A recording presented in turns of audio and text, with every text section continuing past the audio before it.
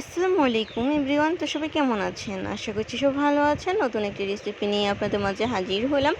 আলাইনা তানহা পেজ থেকে আজকে বাবার বাড়িতে বেড়াতে গিয়েছিলাম তানহার আব্বুকে নিয়ে। তো যেতে যেতে আম্মু অনেক কিছু আয়োজন করছে। চলুন দেখে নিই কী কী আয়োজন করছে আজকে আম্মু।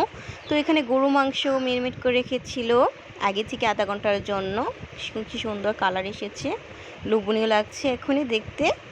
পারফেক্ট হয়েছে মেরিনেটটা, হাতের সাহায্যে আম্মু মেরিনেট করে নিয়েছিল। তো এখানে গরু মাংসের জন্য আলু সুন্দরভাবে সাইজ করে কেটে নিয়েছে, এখন ধুয়ে নেবে। ধোয়ার আগেই ভিডিওটা শেয়ার করেছি।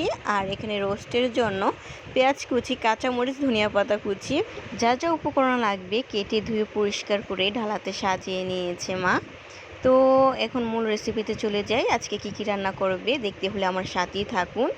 তো প্রথমে রুই মাছগুলো ফ্রাই করে নেবে। এখানে পরিমাণ মতো হলুদের গুঁড়া, মরিচের গুঁড়া, স্বাদ মতো লবণ দিয়ে মেরিনেট করে রেখেছিল আধা ঘন্টার জন্য।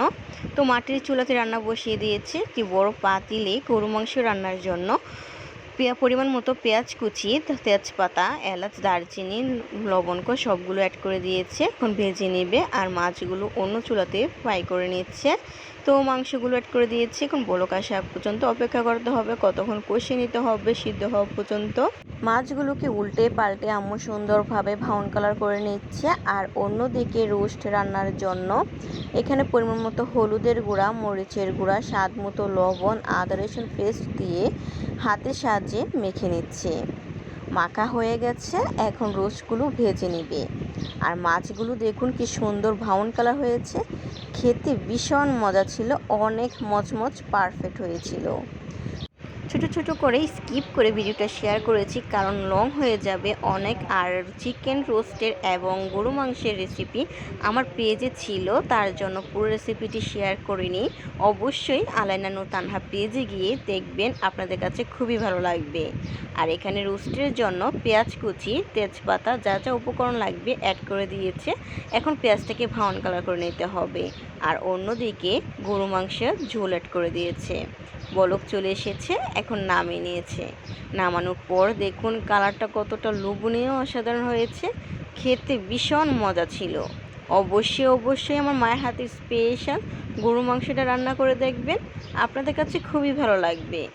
আর মাসকলাই ডাউলের রেসিপিও আমার পেজে ছিল, তার জন্য পুরো রেসিপিটি শেয়ার করে নিই। সবগুলো রেসিপি অবশ্যই আমার পেজে গিয়ে দেখবেন, আপনাদের কাছে খুবই ভালো লাগবে। আমার ভিডিওটা আপনাদের কাছে কেমন লেগেছে অবশ্যই কমেন্ট করে জানাবেন। এখন পোলাও রান্নার পালা। পোলাওর জন্য এখানে পোলাও পাতা, আদা রসুন পেস্ট দিয়ে কতক্ষণ কষিয়ে নিয়েছিল। কষানোর পর চাউলগুলো অ্যাড করে দিয়েছে, চাউলগুলো দিয়ে ভেজে নিয়েছে কতক্ষণ। ভাজার পর নামিয়ে নিয়েছে পরিমাণ মতো ঝোল দিয়ে। আর এখানে রান্নার পর একটু স্কিপ করে ছোটো ছোটো করে ভিডিওটা শেয়ার করলাম কী কী রান্না করলো আজকে আম্মু। ডিম, পেঁয়াজ দিয়ে চিংড়ি মাছ বোনা, গরু মাংসের ঝোল, রোস্ট, দই, ফ্রিজে দইগুলো রেখে দিয়েছি, এত গরম দই যদি না হয় তাহলে কি চলে। আজকের রেসিপিগুলো আপনাদের কাছে কেমন লেগেছে অবশ্যই কমেন্ট করে জানাবেন। আর সন্ধ্যায় আম্মু রান্না করছে চিনাস। চিনাস তো সকলেই চিনেন আশা করি। তো চিনাসের জন্য এখানে যা যা উপকরণ লাগবে আগে থেকে অ্যাড করে দিয়েছে। আমি তো পুরো ভিডিওটি শেয়ার করতে পারছি না কারণ আমার মেয়েটা খুবই অসুস্থ। আমার মেয়েটার জন্য সবাই দোয়া করবেন, তাড়াতাড়ি যেন সুস্থ হয়ে ওঠে। আমার মেয়েটা সুস্থ থাকলে আমি সুস্থ। তো এখানে আম্মু যা যা উপকরণ লাগবে অ্যাড করে দিয়ে হাতে মেখে নিয়েছে। তারপর চুলাতে বসিয়ে দিয়েছে পরিমাণ মতো তেল, পেঁয়াজ কুচি, তেজপাতা দিয়ে।